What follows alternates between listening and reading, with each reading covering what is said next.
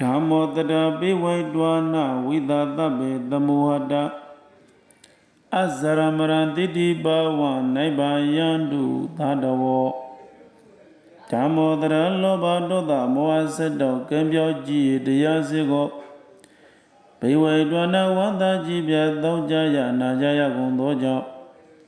ဝိသသဗ္ဗေပူဇာညင်းနောင်ကိလေသာအစိုက်တောဟုသောမြတ်တို့သည်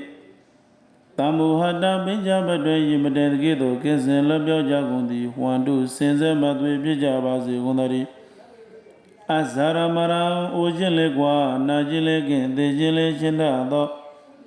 တေဒီဘာဝကိလေသာအပူဓာတို့၏အင်ကြီးယာစစ်ဖြစ်ပေတတ်သောနိဗ္ဗာနံ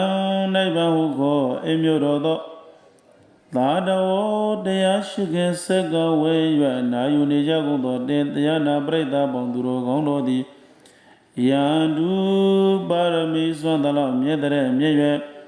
မလန်ပုံသေးဆိုင်ရောက်တော်မူကြပါစေကုန်တည်း